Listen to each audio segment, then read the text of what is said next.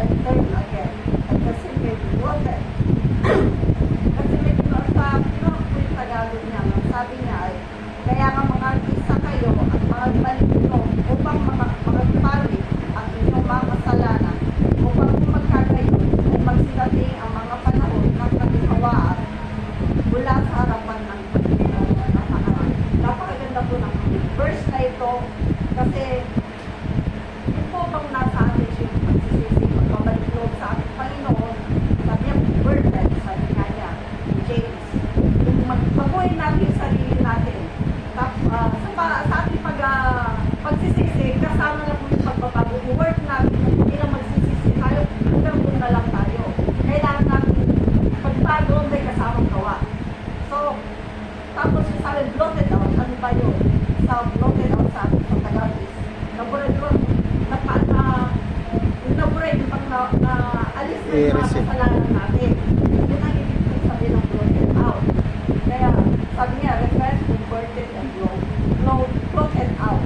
So, sa buhay po natin, halimbawa po ano yung may nagawa po tayong kasalanan sa isa natin mga kaibigan o ano, hindi po ba minsan sa close tayo, may nakagawa tayo ng kasalanan sa kanya. At tayo na po, itatago natin sa kanya kasi ayaw natin siya masaktan.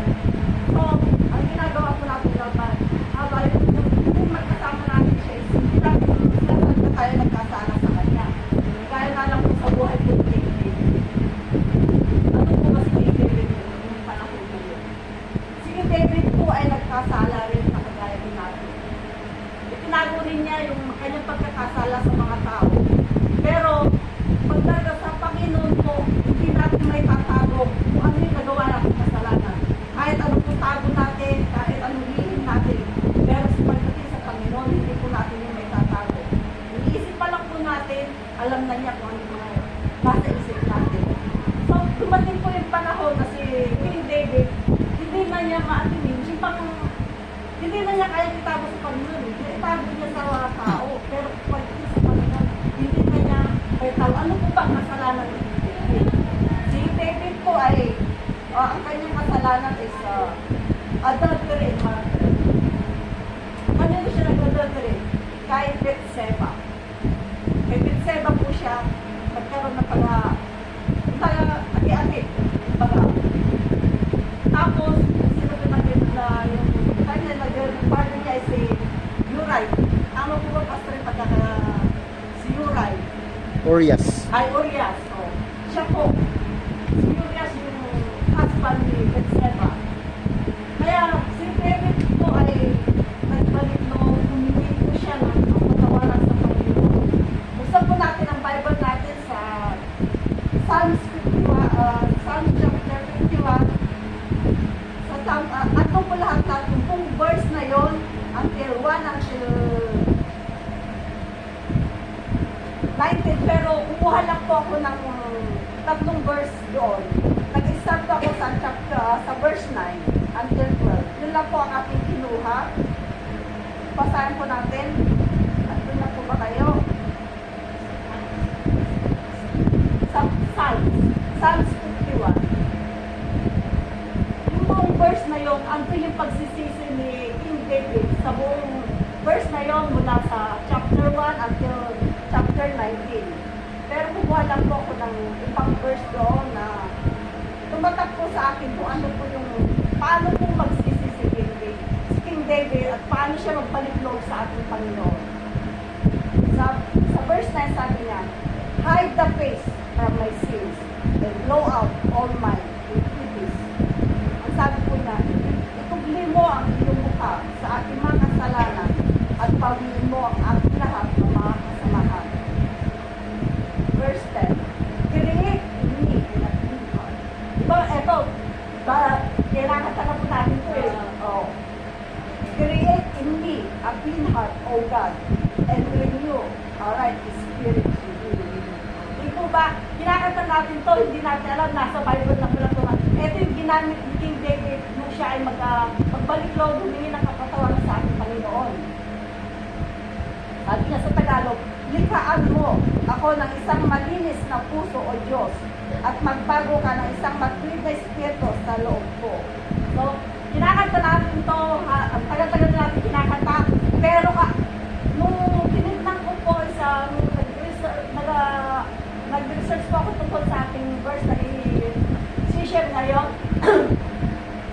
nagulat po ako dahil yung kinakanta ko pala rito na kwan, hindi ko alam na nasa Bible pala. Kaya sa pagsasaliksik natin, doon tayo matututo na, uy, kinakanta namin ito, sabi ko, talagang nasyak ako. Tapos sabi niya sa 11, cast me not away from thy presence and take not thy Holy Spirit from me. Huwag mo akong palisin sa iyong harapan at huwag mong bawiin ang iyong Santo Espiritu sa akin. O di po ba na?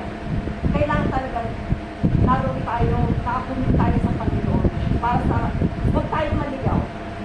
Kailangan natin pagsisihan lahat ng mga kasalanan natin. I-commit natin sa Panginoon. And then, sa 12, ito yung last kong purpose. Restore unto me the joy of the salvation and uphold me in thy free spirit. Ibalik mo sa akin ang kagalakan ng iyong pagbibigtas at alalayan ako ng pusang espiritu. Kaya, minsan pag iniisip natin, kaya minsan pag kumakanta tayo na nasa, yung bang espiritu, yung presence ng Panginoon is nasa atin is napakasarap ng pakiramdam, yung pang hindi mo na mamalayan, magtutulo na ang luha mo sa paghingi mo ng taos puso, yung pang lahat ng kasalanan mo, surrender mo sa Panginoon. Kumbaga, hindi mo na pwedeng sabihin sa kapwa mo, hindi, mas maganda direkta mo sa Panginoon. Kasi pagdating sa mga kasalanan, sabi mo kung ano nagawa mo, minsan, instead na diretso na yung isip mo kung anong gagawin mo, hindi, magiging negative pa yung mga sasabihin nila eh. So, mas maganda, yung pang natutunan ko dito sa surrender mo sa Panginoon. Kasi siya lang naman ang aking kakampi sa lahat ng mga bagay. Sa lahat ng pagsubok, sa lahat ng mga challenge sa buhay natin. Ang Panginoon na rin lang palagi. Minsan, dumating din yung panahon na yung mga katanungan sa isip natin na hindi pala dapat natin gawin yun. Na wala tayong karapatan na magkaroon, bakit nangyari sa akin, kung bakit ganito. Kaya sabi rin, lagi ako nasa church, lagi ako nagsisimba, pero minsan dumating pagsubok, na-tapered na tayo eh. Kumbaga, natagaw na tayo. Pero, wag yung gagawin yung mga kapatid na yung pang-questionin natin ang ating pag-post. Surrender natin sa lahat-lahat sa mga ito mga alibaan ng food. Say thank you, Lord. Bawat busy natin sa Diyos. Kaya, what He opened, no one can shut, and what He shut, no one can open. I know your deeds, see I have placed before you. You an open door that no one can shut. So, para sa akin po, ang pagkagal po ito ay sinasabi ni Lord na kung tayo ay maniniwala at mananalig sa Kanya, tayo ay may lugar sa Kanyang tahanan. Amen. Amen. At manatiling mananalig kahit ano pa man ang dumating sa ating mga pagsubok. At kung tayo makasalanan, tayo ay magbalik loob at maniwala sa Panginoon. Dahil kapag meron tayong pananalig, kahit sino pa mang kaaway ko, evil things, ang sumakop sa atin, hindi tayo matitinag. At another meaning po is, ang mga taong naniniwala sa darating, ang mga taong hindi po naniniwala sa Panginoon, darating din po ang Panginoon upang sila ay ipunin. At huli na po ang lahat. Ayun din po dito sa verse John 16 and 8, and when He comes, He will complete the word concerning sin and righteousness and judgment. Ingat sa pagbabalik na po ay lahat ng mga tao na hindi naniwala mo na makasalanan sila ay ipunin ng Panginoon. Hindi na po ang lahat para sa kanilang ipag-isip sila ay magbago. Yan lang po, Pastor. Amen. Marami man ang verse dito, pero yung talagang, oo, na hindi ko, parang may pumasok agad na example ba, or sa James 2:14. What good is it, my brothers, if someone says he has faith, but does not have work? Can that faith save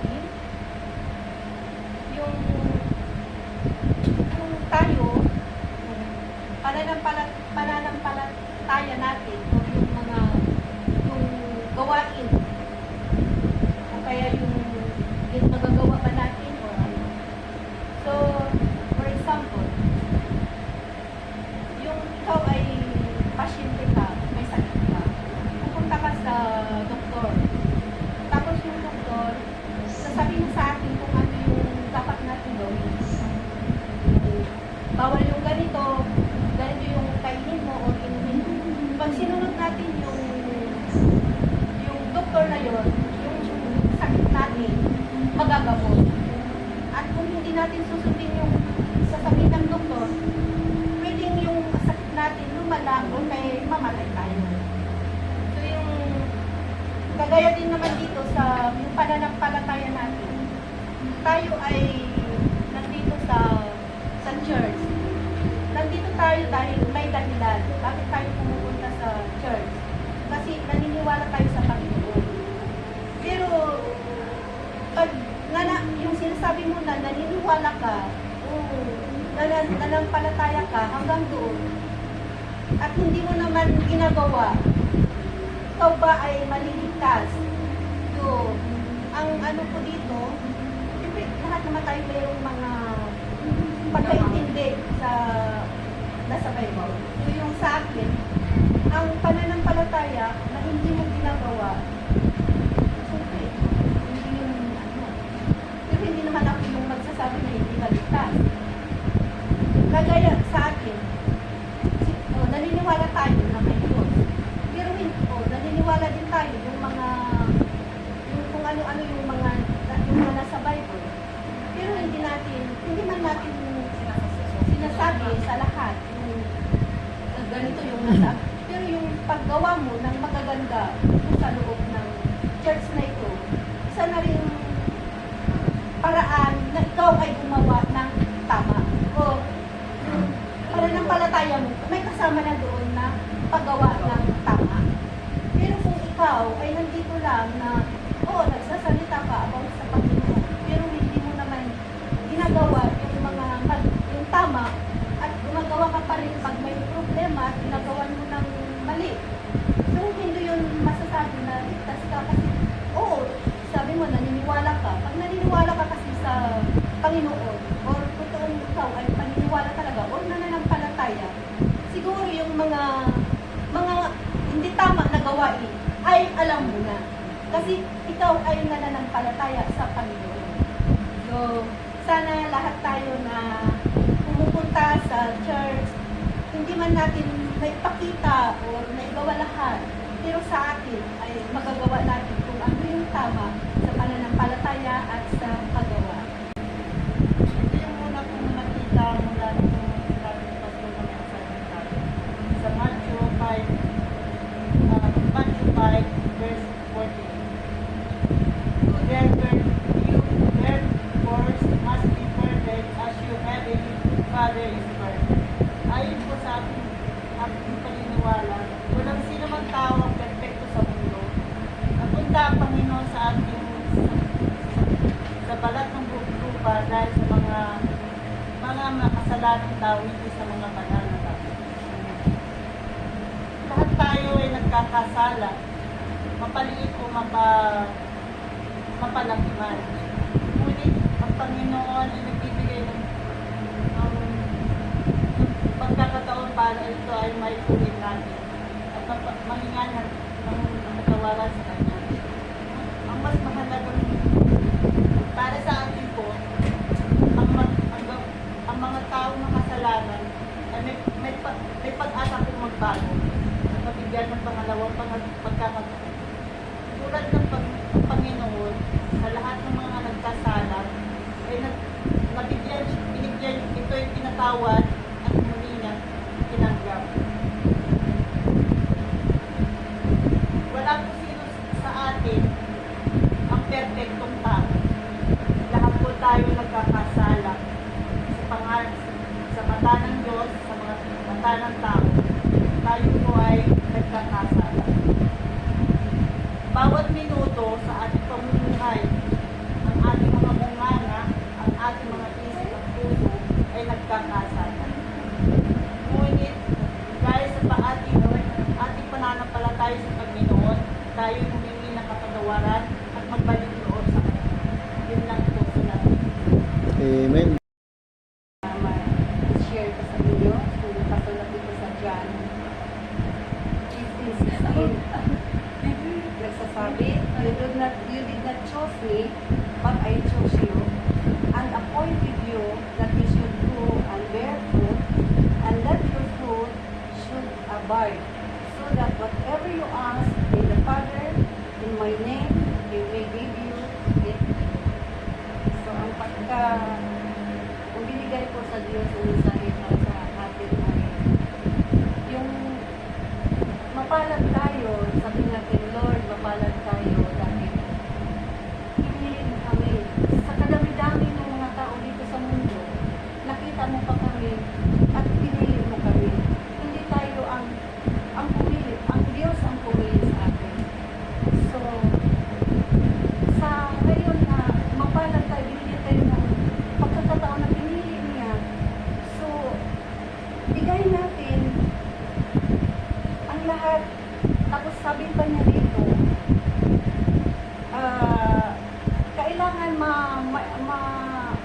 makita sa sarili natin ang kanyang mga bunga. So, dami naman ang bunga na isa lang ang pipiliin ko, yung makita sa mundo na nasa atin na ngayon na we are the soul. So, maraming magsasabi, hindi naman tayo perfecto. Born again ka, bakit ganyan? Oo. Kaya nga, binigyan tayo ng church para may magturo sa atin, magsabi sa atin, kasi ang church ay hindi sa mga perfecto, sa mga may makasalanan. Kasi kung mapalad na tayo na nandito kahit ganito ang meron tayong dapat natin alisin sa puso natin mga hindi mga negatibo, mga hindi kaaya-ayon sa paligid ng Panginoon, ang mga bunga sa pagiging katapagsunod niya. Minsan may makikita na kahit maliit na pagkakasala, matabunan niya maraming magaganda. Yung sabihin ang bunga na tayo ay asin ng sanlibutan. Sabihin, yung mga makikita sa mga sumusunod, sa mga tagapagsunod kay Jesus Christ. Tapos, ating pagpasalamat natin na sabi niya dito, whatever you ask in my name, He will give it to you. Kaya nga, hindi man tayo dito, pero hihingin natin sa Panginoon na Lord, hindi man ako perfecto, pero Lord, sana Lord, salamat sa grasya mo na kahit hindi ako perfecto, pero dahil sa grasya mo, ay dito ako ngayon. Tapos, kahit minsan meron tayong mga hindi magandang, minsan may maliit na hindi pagkaunawaan sa bawat isa. Hingin natin sa Panginoon na dapat maano natin yung maituwid natin para makita naman yung kahit ang bunga na sinasabi kahit pagkaitan, liver, ano sa kapwa, kahit ano, ganyan lang, at least, meron tayo na ipakita sa sanlibutan na ganyan tayo. Kasi tinitignan kasi nila na kung ganito mo again, ano, sabi ko, ang born again is hindi really, yun ay sinasabi, oo. Tapos binago kang muli sa pangalan ng Jesus Christ. You baptize and you repent and you baptize at tinawag kang anak ng Diyos.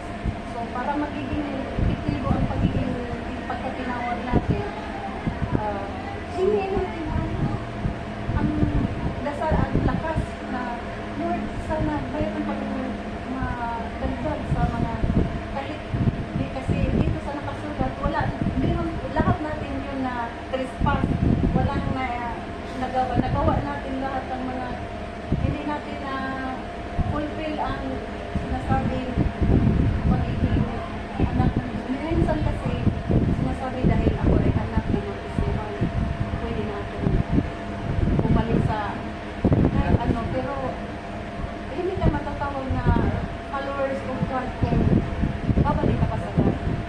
So, naghihingi natin sa Panginoon Jesus Christ na ibigay sa atin